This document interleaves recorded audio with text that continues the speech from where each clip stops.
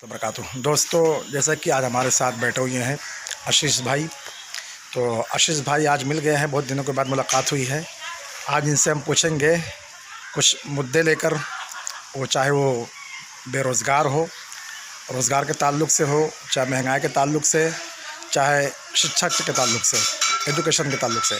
तो सबसे पहले हम बेरोज़गारी के ऊपर बात करेंगे, ये मुद्दा कि आज हम देख रहे हैं बहुत से हमारे जो युवा हैं, नई जनरेशन, वो बेरोज़गार हैं बेचारे, दर दर भटकते हैं। अच्छी खासी मार्कशीट होने के बावजूद, अच्छी खासी एजुकेशन होने के बावजूद फिर भी भटक रहे हैं। ऐसे इस मुद्दे के ऊपर आपकी राय क्या है, बताइए, क्या कहना चाहेंगे ऐसी जो आज के दौर में जो बेरोज़गारी है ऐसे नौजवानों के लिए? देखिए, जो आप बात की है बेरोज़गारी की, तो कहीं न कहीं इसमें शिक्षा का बहुत बड़ा अभाव है।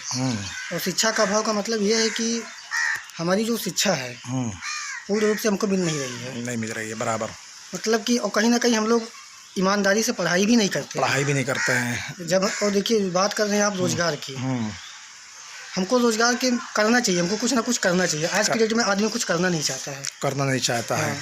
जैसे अगर मान लो, ठीक है, आप कह रहे हैं कुछ ना कुछ करना चाहिए, तो कुछ ना कुछ करने के लिए हम सामने वाले के पास उतना कम से कम पूंजी होना चाहिए, उसके पास उतना भर्ती होना चाहिए। ज़रूरी है ना कि सामने वाले के पास उतना होना चाहिए पैसा कि कुछ कर ले। देखिए, इसमें बहुत सारी बातें ऐसी हैं कि जो हम कहेंगे तो ऐसा लगेगा कि मतलब सरकार के खिलाफ कह रहे हैं, ये वो है। तो बहुत ज़्यादा नहीं कहना चाहते हैं, बस यही कहना चाहते हैं कि शिक्षा रोज़गार के हिसाब से पॉपुलेशन बहुत ज़्यादा बढ़ गया है और इसलिए शायद हमको उतना ज़्यादा रोज़गार मिल नहीं रहा है। हाँ, तो जैसे आपने शिक्षा के ताल्लुक से बात कही कि शिक्षा जो है, तो शिक्षा आज पूर्ण रूप से नहीं मिल पाता है। इसके रीज़न ये है, जैसे हमारे स्कूलों में अच्छे टीचर्स, अच्छे स्टाफ की जो है व्यवस्था नहीं हो पाती है, रखते नहीं है। इसकी रीज़न क्या है? टीचर व्यवस्था है। हम लोग जब पढ़ाई किए थे उस समय फीस का, बुक का, किताब का, हर चीज़ का पैसा बहुत कम था। उस समय सस्ताई का ज़माना था जी। और आजकल महंगाई बहुत ज़्यादा हो गई है, इसलिए बहुत से लोग ऐसे हैं जो पढ़ाई नहीं कर पा रहे हैं। तो सरकार को मेरे हिसाब से शिक्षा पे कम से कम शिक्षा का बजट करना चाहिए कि मतलब कि हम एक बच्चा अच्छा खासा एजुकेशन, अच्छा तालीम हासिल कर ले जी, कम बजट में। कम बजट में अच्छी जैसे कोर्स बजट ज़्यादा है, इसीलिए हर कोई अपना मतलब बच्चे को पढ़ा नहीं पाते हैं, खास करके मिडिल क्लास। खास करके अपना गांव देख लीजिए आप। गांव कहाँ? हमारे गांव में मान के चलिए 10% लोग पढ़े लिखे हैं। बराबर। तो मैं अपने गांव वालों को यही संदेश देना चाहता हूं कि हर कोई अपने बच्चों को पढ़ाए। शिक्षा बहुत ज़रूरी है। शिक्षा बहुत ज़रूरी, सही बात है। आने वाले टाइम में और ज़्यादा ज़रूरी है। सही बात है। ज्ञान वो हथियार जो इंसान हर मुश्किलात का सामना कर सकता है जी, शिक्षा के ज़रिए। तो बहुत अच्छी बात आपने कही है कि शिक्षा, रोज़गार के ऊपर और जैसे पॉपुलेशन के ऊपर। तो ये बढ़ती पॉपुलेशन का एक रीज़न, कारण क्या है कि आदमी आज के इसका कंट्रोल क्यों नहीं करता है इस पर? देखिए, जो आप पॉपुलेशन की बात कर रहे हैं, ये हमको अपने आप में सोचना चाहिए।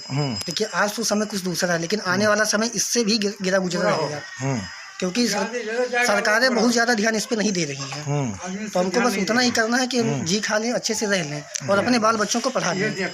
सही है। बहुत अच्छी बात कही। तो दोस्तों, जैसे कि आप देख रहे हैं हमारे आशीष भाई जो अपनी राय, बहुत शुक्रिया, बहुत आभारी आपका है। कम से कम आपने इतना टाइम दिया हमको इस इंटरव्यू के लिए, बहुत बहुत शुक्रिया, धन्यवाद।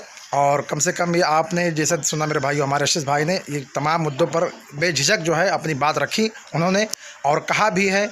और एक बहुत बड़ी बात भी कि किसी को हम टारगेट निशाना नहीं बनाते हैं। नहीं। उन्होंने एक बीच का रास्ता अपनाया है कि ना तो इस सरकार को ऊपर तंज करते हैं, हमको खुद सोचना है, हमको किसी के जरिए सोचना है। ये मतलब हम किसी के सहारे पे सोचे। सही है, चीज़ हमको खुद सोचना है। चलिए, धन्यवाद, शुक्रिया, बहुत बहुत शुक्रिया। चलिए, ठीक है, वीडियो को ख़त्म करते हैं दोस्तों। अगर ये इंटरव्यू पसंद आए तो आप लाइक करें, हमारे चैनल को सब्सक्राइब करें और कमेंट में ज़रूर लिख कर बताएं कि हमारा इंटरव्यू कैसा लगा। चलिए, अस्सलाम वालेकुम रहमतुल्लाहि व बरकातहू।